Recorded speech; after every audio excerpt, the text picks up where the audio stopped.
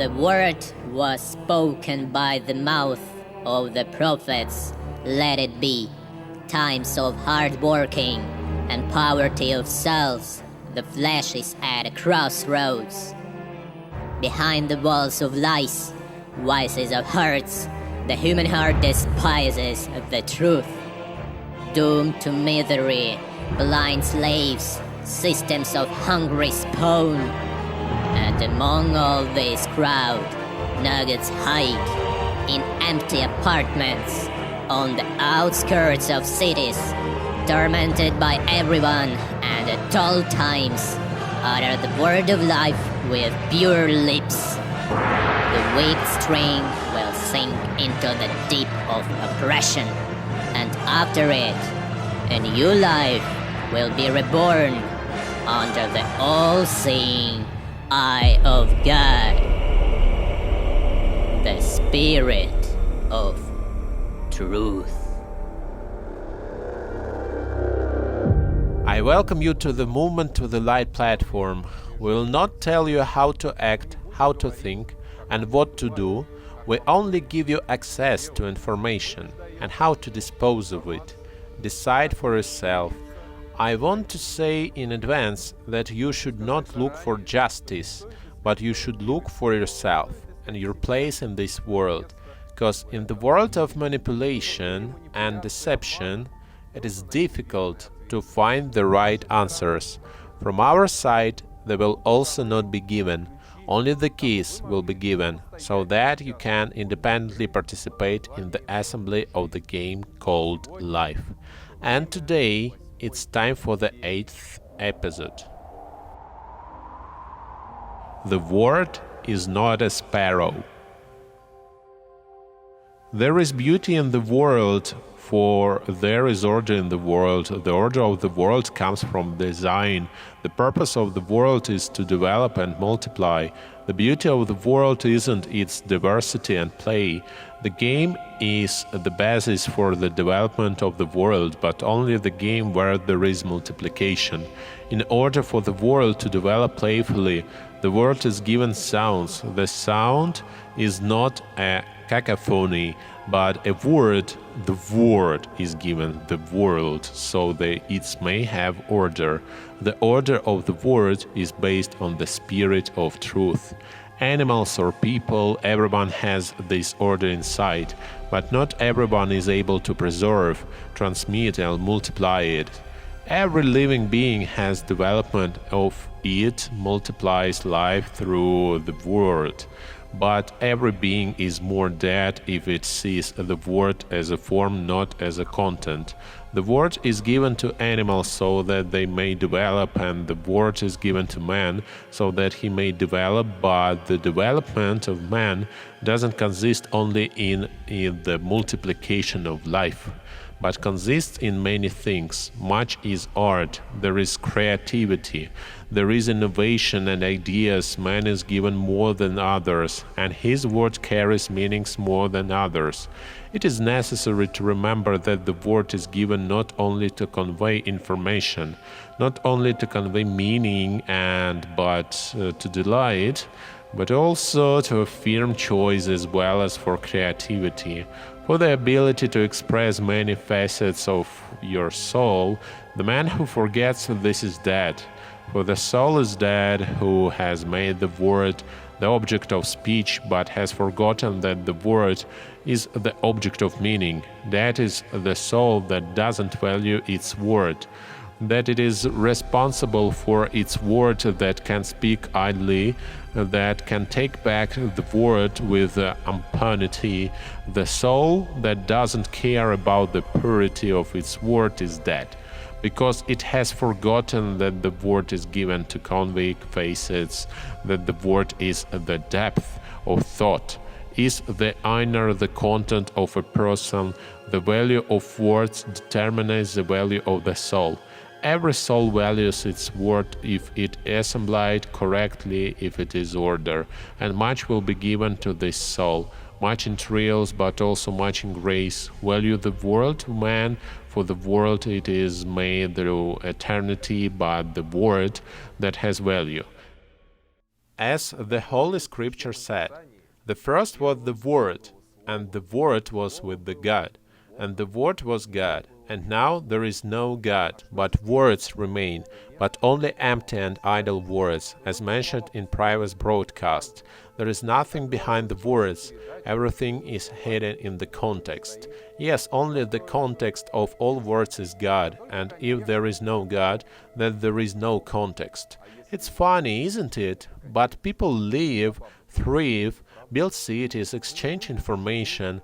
That's exactly what they exchanged. That is, the word has become a bargain chip, and as you know, coins are needed to acquire something. Thus, communication became a market, and keys to be a game. Someone will object to me again, but what about flirting? And what about the theater? Yes, our life is a theater, and we are all actors in it, but people don't look at who their director is. And we said that this game is development if it has multiplication. And is there? This is very good question to sort out today. What is development and what is multiplication? Many people, even in their entire lives, don't come close to such questions. Someone will say that development is an increase in personal qualities, and multiplication is the accession of experience and wealth. Do these thoughts have the right to exist? Of course they do, but only it was said. The Lord gives the word, and women who announce the news are a great host. This saying opens us the understanding that the right word is one, but there are a great many interpretations, and they primarily depend on the human psyche. The same word spoken by different people can mean different things, and these things were regulated by the spiritual code. Today something is regulated by the administrative code, something by the criminal code, but most of the crimes occur outside their framework. After all, you will not sue a person if he promised something and cheated, or promised and forgot. And there are many such cases today, although one of the Eastern sages said, "Consider whether what you promise is true, and possibly for a promise is a duty." A modern person will not just laugh at this saying, but will also add with a grin, "I am a master of my words, I want to give, I want to take away." All this is not happening out of nowhere, but because people see the word more as a form rather than a content, as a bargaining chip rather than a game. That is, people exchange information for profit, but they do not engage in real life at all.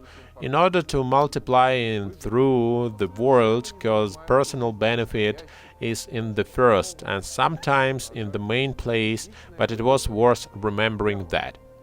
The righteous hates falsehood, but the wicked brings shame and disgrace. And how many righteous people are there on earth now? Does the system itself give people the opportunity to live according to their conscience? Most like this question can only cause a nervous smile. After all, if you take the countries of the capitalist world, of which there are now most, then all of them, without exception, are built on deception, in which there is a benefit. That is, people can say that if the system doesn't give me the opportunity to be honest in my word, then I'm not to blame. It is the system that is to blame. Yes, only people forgot where the cause and where it the affected. Whereas by the one man's disobedience, the many were made sinners, so by the one man's obedience, the many by made righteous. Now the law came into decrease the trespass. People often absolve themselves of guilt because they do not consider themselves subjects of life, but only objects due to the borderline level of the psyche, which in turn condemns people to vicious thoughts and then to vicious words and actions, and no one is looking for the cause. Everyone lives by the affect, thereby not controlling their life, but only adjusting it the momentary desires, Thus, since all life is a theater, we live in the theater of the absurd, where all people are actors in one role and even one that doesn't belong to them, and everything turns into a big string of people who are like cars moving behind the engine of sin, although it was said, "Be not overly wicked, neither be a fool." Why should you die before your time? But does that stop anyone? We have lost the value of words because we don't value the people around us, and we don't value them because we don't value the life given to us, and we don't value life because we consider it our application. But if this is so, then life forever, be forever young, do not die, therefore life belongs to us, but only in our fantasies, and we do not see the true owner, because we believe that he doesn't exist. Maybe someone would think that I'm going too hard and too much. I did it on purpose, because thoughts are always or almost always lead to the side. For the words and thoughts don't mean anything, everything in the context, and it sounds like this. For the word of the Lord is upright, and all his work is done in the faithfulness. But are we true to his word? And the answers to this question reveals to us their truth of being, that we're hostage of the system, because we allow ourselves to be deceived, and we are happy to be deceived. And after that we deceive others. The result is that the world is filled with the billion of people dead inside. For what is the use of riches? What is the use of fame? What is the use of all the money in the world if all this goes away and the person who lives in the truth will live? And let me guess, I want everything at once. I want it here and now, right? The absence of truth in the soul reveals a lie in the heart. We live like animals and we die like animals. And a man moreover lives by direct principles behind which there is a word, but not just the word, but a word in which there is value. And the value of the word is given by good deeds, and deeds that multiply life. And life, as it turned out, doesn't belong to a person, but only resides in him. And what will happen then? There is a big secret that it isn't available to the liars, which will never be revealed to the hypocrites, the proud, and all the people who have become like a game, but a game according to evil rules. This game is a single one, and there will be no continuation of it. But if a person reveals himself to the truth, his word will be given firm, and his deeds will be real, and this person will receive eternal and real life, in which there will be meaning and content. And then what? You'll find out what happens after that as soon as you cross that line. Results. The value of a word determines the value of a person. A person values the word more than personal gain.